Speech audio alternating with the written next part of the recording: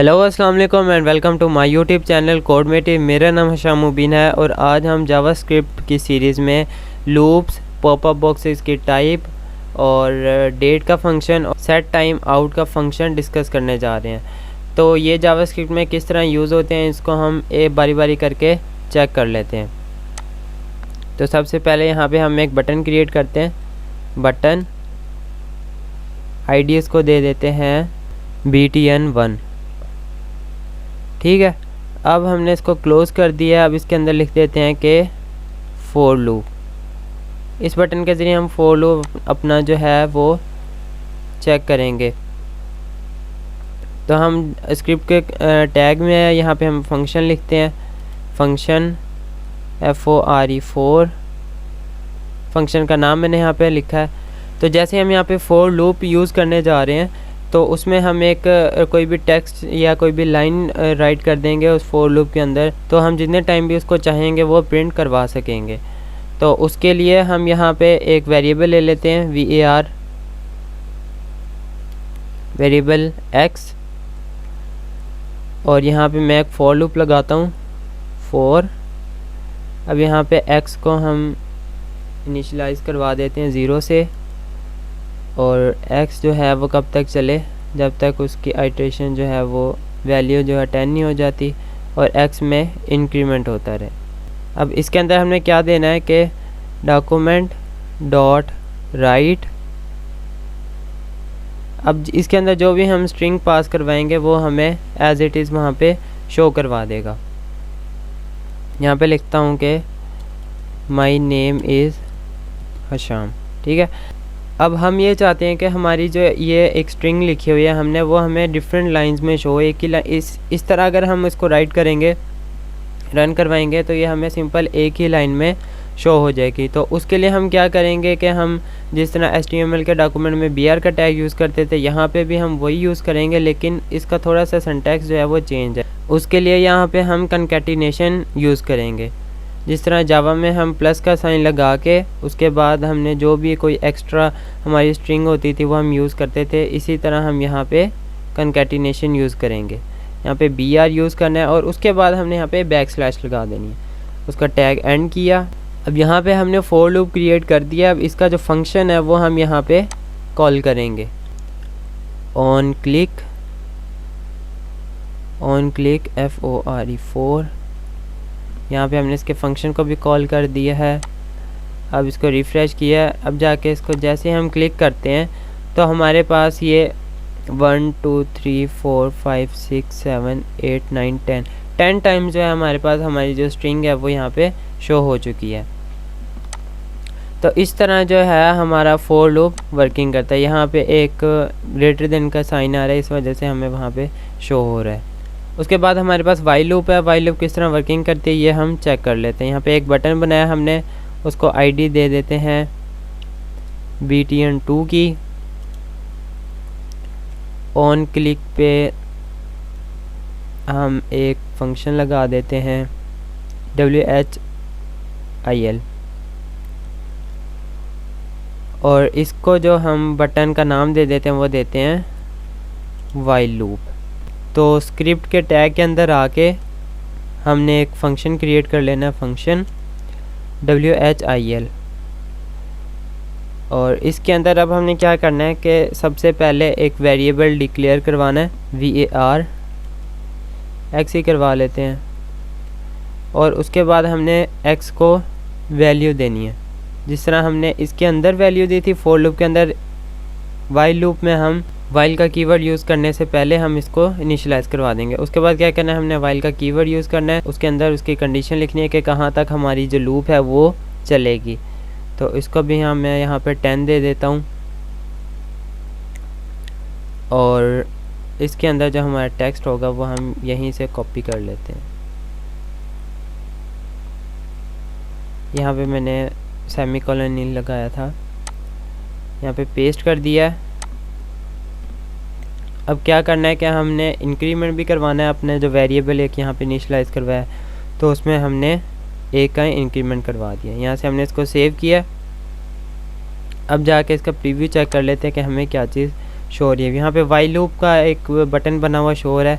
जैसे मैं while loop पे क्लिक करता हूँ तो वो मुझे सेम एज़ इट इज़ जो हमारा फॉर लूप वर्किंग कर रहा था हमें शो करवा देता है। उसके बाद थर्ड जो हमारी लूप आ जाती है वो है do while loop. Do while loop में क्या होता है कि सबसे पहले कंडीशन चेक नहीं होती, एक दफ़ा जो हमारी स्टेटमेंट होती है वो रन हो जाती है और उसके बाद जो हमारी कंडीशन जो होती है वो चेक होती है। तो इसको मैं आईडी दे देता हूँ btn3 की। ऑन क्लिक पे लगा देता हूँ कोई भी फंक्शन का नाम, डू वाइल है ना तो DOW। यहाँ पे लिखते हैं डू वाइल लूप। एक बटन क्रिएट कर दिया। अब यहाँ पे हम एक फंक्शन भी क्रिएट कर लेते हैं डू वाइल के लिए। फंक्शन DOW कि अब यहाँ पे हमने सबसे पहले क्या करेंगे कि हम एक वेरिएबल, जिस तरह हमने ऊपर फॉर लूप और वाइल लूप में एक वेरिएबल इनिशियलाइज़ करवाया था तो डिक्लेयर करवाया था, वो हम यहाँ पे डिक्लेयर करवा लेते हैं var x।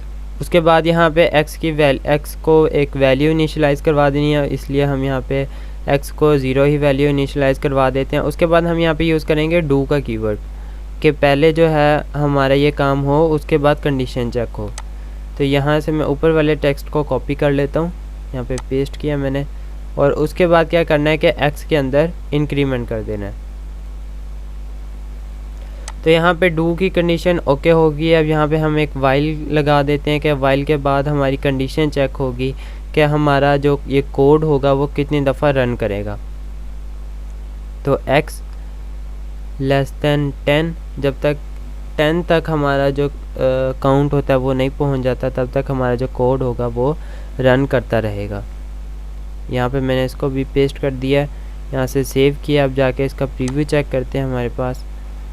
तो जैसे मैंने डू वाइल पे क्लिक किया था हमारे पास ये कितनी दफ़ा चेक कर लेते हैं, 1 2 3 4 5 6 7 8 9 10 11 टाइम हमारे पास अब जो है ये प्रीव्यू शो करवा रहा है। हमारी जो एक लाइन थी, स्ट्रिंग थी, वो हमें 11 टाइम शो करवा। 11 टाइम क्यों शो करवा रहा है, क्योंकि ये जो हमारा डू था पहले इसने हमारी जो एक स्ट्रिंग थी उसको प्रिंट करवा दिया, उसके बाद इसने कंडीशन चेक की तो 10 टाइम इसके और 1 टाइम इसका, तो टोटल 11 टाइम्स जो है वो ये अपनी स्ट्रिंग जो है वो डिस्प्ले करवा रहा है। इसके बाद हम एक डेट का फंक्शन यूज़ कर लेते हैं कि किस तरह हम एक बटन पे क्लिक करके अपनी आज की करंट डेट, टाइम या टाइम जोन वगैरह किस तरह शो करवा सकते हैं। तो उसके लिए भी यहाँ पे एक बटन क्रिएट कर लेते हैं, button ID btn4 on click. यहाँ पे मैं लिख लेता हूँ डेट, DTE लिख लेता हूँ फंक्शन का नाम, और इसके अंदर मैं दे देता हूँ टुडे डेट। तो इसको तो मैंने सेव कर लिया। अब यहाँ पे एक फ़ंक्शन क्रिएट कर लेते हैं, फंक्शन funct, फंक्शन DTE हमने उसका नाम रखा है, क्योंकि अब हम डेट शो करवाना चाहते हैं। तो हम यहाँ पे लिखेंगे डॉक्यूमेंट डॉट राइट राइट,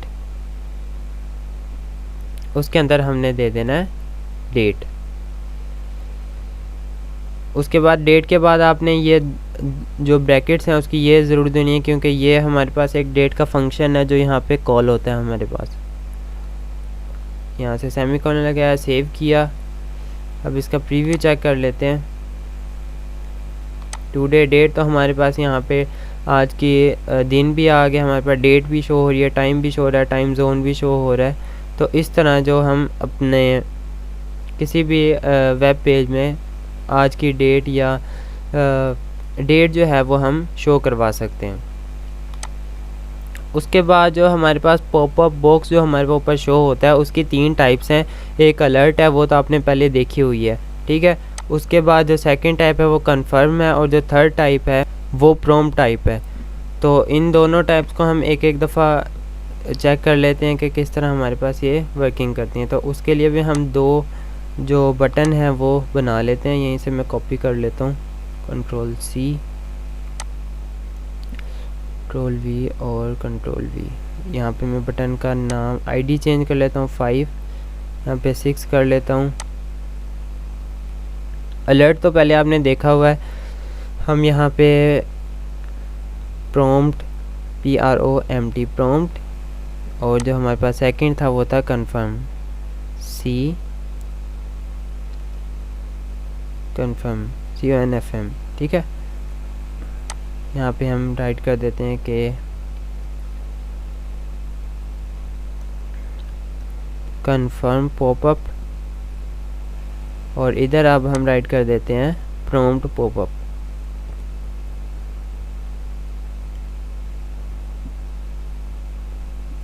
अब इन दोनों में डिफरेंस क्या है कि यहाँ पे हम एक फंक्शन क्रिएट करते हैं, फंक्शन FUNCTM फंक्शन, और जो हमने उसका फंक्शन का नाम रखा था कन्फर्म का CONFM।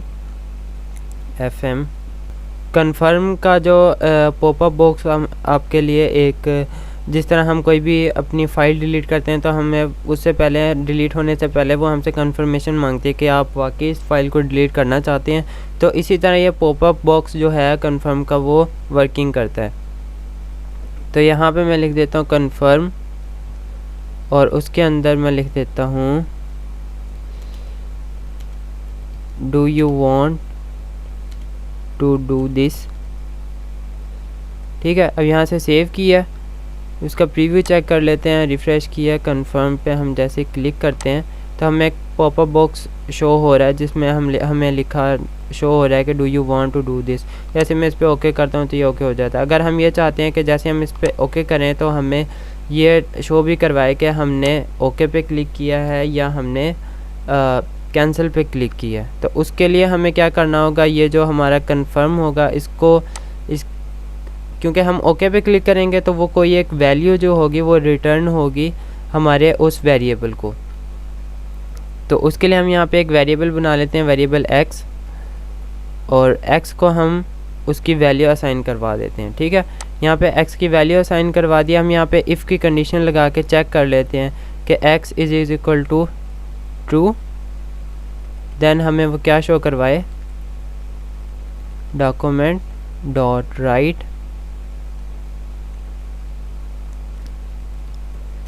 यू एंटर ओके, ठीक है। इसी तरह हम एल्स में लिख लेते हैं, एल्स कि उसने जब कैंसिल प्रेस किया होगा तो हमें क्या चीज़ शो हो जाएगी कि उस बंदे ने जी आपका कैंसिल के बटन पे क्लिक किया है। तो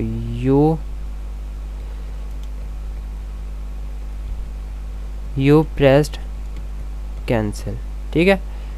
यहाँ पे मैंने अब इसको सेमीकोलन लगाया, सेव किया है। अब जाके इसका प्रीव्यू चेक करते हैं कि हमें किस तरह ये शो होता है। रिफ़्रेश किया, कंफर्म पे ओके किया। जैसे मैं इस पर ओके करता हूँ तो हमें यहाँ पे एक टेक्स्ट है वो शो हो गया कि यू एंटर ओके। अब जिस तरह मैं इसको कैंसिल पे ओके करता हूँ, कैंसिल के बटन पे क्लिक करता हूँ, प्रेस करता हूँ, तो यहाँ पे हमें शो हो गया यू प्रेस कैंसिल। तो इस तरह जो है ये कंफर्म बॉक्स जो है वो वर्किंग करता है। उसके बाद प्रॉम्प्ट है, प्रॉम्प्ट के बारे में भी मैं आपको बता देता हूँ। यहाँ पे एक फ़ंक्शन क्रिएट कर लेते हैं, फंक्शन PROM, क्या नाम लिखा था हमने, PROMPT प्रॉम्प्ट, ठीक है। और यहाँ पे हम एक लिख लेते हैं प्रॉम्प्ट का, जिस तरह हम अलर्ट का यूज़ किया, हमने अलर्ट का यूज़ किया था, कंफर्म का यूज़ किया था, इसी तरह प्रॉम्प्ट का भी यूज़ होता है।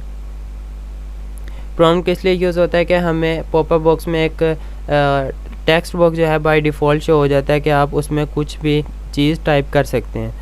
तो वो आपसे नाम पूछ सकता है कि व्हाट इज़ योर नेम। तो मैं यहाँ पे एक यही व्हाट इज़ एग्जांपल दे देता हूँ, व्हाट इज़ योर नेम। तो अब हम इसको चेक कर लेते हैं कि हमें क्या शो हो रहा है। यहाँ से रिफ़्रेश किया, प्रॉम्प्ट पे ओके किया, तो अब हमें यहाँ पे एक पॉपअप बॉक्स शो हो गया है जिसमें वो हमसे पूछ रहा है कि व्हाट इज़ योर नेम। तो मैं यहाँ पे लिखता हूँ शाम, ओके करता हूँ, इसने ओके हो गया। अब इसी तरह हम जिस तरह हमने उस पर अपने जो है कंफर्म बॉक्स पे जो इफ़ एल्स लगाया था वो हम यहाँ पे वो भी लगा सकते हैं। तो उसके लिए सबसे पहले हमें यहाँ पे एक वेरिएबल डिक्लेयर करवाना पड़ेगा x का, और जो वैल्यू हम उधर राइट करेंगे वो हमारे एक्स के वेरिएबल में आ जाएगी। अब हम ये चाहते हैं कि हमारा जो नाम है वो हमें ग्रीटिंग शो करे कि hello Hasham, welcome to our website. ठीक है, तो यहाँ पे मैं लिखता हूँ डॉक्यूमेंट डॉट राइट। अब उसके अंदर जो है हमने उसको उसके नाम से रिलेटेड जो भी वो बंदा नाम देगा या कुछ भी टेक्स्ट देगा तो उसको हमने वो ग्रीटिंग शो करनी है। तो यहाँ पे मैं लिखता हूँ हेलो। तो अब हम यहाँ पे क्या करेंगे, कॉन्कैटिनेट करेंगे जो भी नाम वो स्ट्रिंग जो हमें इनपुट करेगा उस टेक्स्ट बॉक्स में, तो वो हम यहाँ पे उसको शो करवा देंगे। क्योंकि हमने उसको एक्स के वेरिएबल में स्टोर करवाया तो हम यहाँ पे एक्स लिख देते हैं। उसके बाद यहाँ पे एक और कॉन्कैटिनेट करेंगे और यहाँ पे हम लिखेंगे वेलकम टू आवर वेबसाइट। ठीक है, यहाँ से मैंने इसको सेव किया। अब जाके इसका प्रीव्यू चेक करते हैं कि हमें क्या चीज़ शो होती है। रिफ़्रेश कर लिया इसको, प्रॉम्प्ट पे ओके किया। यहाँ पे मैं लिखता हूँ हशाम, ओके किया। अब यहाँ पे हमें क्या चीज़ शो करवा रहा है कि hello Hasham, welcome to our website. तो इस तरह हम प्रॉम्प्ट और कंफर्म और अलर्ट को यूज़ करके डिफरेंट जो है वो अपने डिज़ायर्ड आउटपुट जो है वो शो करवा सकते हैं। अब जो हमारे पास लास्ट फंक्शन रह गया वो है सेट टाइम आउट का। तो सर की लास्ट स्लाइड में यहाँ पे एक कोड दिया हुआ है, हम इसी को मैं यहीं से कॉपी करता हूँ और वहाँ पे पेस्ट कर देता हूँ, Ctrl+C, और मैं अपने जो स्क्रिप्ट है उसमें इसको पेस्ट कर देता हूँ। यहाँ से मैं इसको Ctrl+V करके सेव किया है। अब इसका पहले प्रीव्यू चेक करते हैं, फिर मैं आपको इसका बताता हूँ कि ये हमारे पास कैसे वर्किंग करता है। जैसे मैंने रिफ़्रेश किया और रिफ़्रेश करने के बाद आप ये देख रहे हैं कि हमारे पास जो कलर हैं वो चेंज हो रहे हैं। पहले हमारे पास ये वाइट है, फिर पिंक आता है, फिर और ये रेड और ऑरेंज और ये डार्क ब्राउन सा कलर हमारे पास शो हो जाता है। तो इसके पीछे क्या वर्किंग चल रही है, हमने जो कोड लिखा है कि सेट टाइम आउट, इसमें क्या लिखा है कि सबसे पहले जो है हमने यहाँ पे एक एट्रीब्यूट यूज़ हुआ है या फंक्शन यूज़ हुआ है जिसको हम कहते हैं सेट टाइम आउट। ठीक है, अब हम किसी स्पेसिफिक आईडी पे नहीं लगा रहे, हम अपने डॉक्यूमेंट के जो बैकग्राउंड कलर है उस पे ये जो सारे कलर हैं वो अप्लाई कर रहे हैं। तो यहाँ पे हमने लिखा है वाइट, सबसे पहले हमें वाइट कलर शो होता है और उसका जो टाइम होगा वो होता है 100। अब ये 100 क्या चीज़ है, ये सेकंड नहीं है, ये मिली सेकंड भी हो सकती हैं, नैनो सेकंड भी हो सकते हैं। तो आपने ये नहीं सोचना कि इतना ज़्यादा हमने टाइम दिया हुआ है तो वो हमारे पे इतनी जल्दी जल्दी कैसे शो, मतलब कि वो ख़त्म हो रहा है। तो ये जो टाइम है ये सेकंड्स में नहीं है, ये मिली सेकंड या नैनो सेकंड, मुझे अभी एक्यूरेट याद नहीं है, बहरहाल ये मिली सेकंड या नैनो सेकंड में टाइम हम यहाँ पे राइट करते हैं। तो इस तरह सेट टाइम आउट का फंक्शन हमारे पास वर्किंग करता है। तो आज की वीडियो में बस इतना ही। अगर आपको इस वीडियो में कहीं भी कोई चीज़ समझ नहीं आई तो आप वो मुझसे पूछ सकते हैं कमेंट सेक्शन में कमेंट करके। हम मिलते हैं अपनी नेक्स्ट वीडियो में, जब तक के लिए अपना बहुत सारा ख्याल रखिएगा। अल्लाह हाफिज़।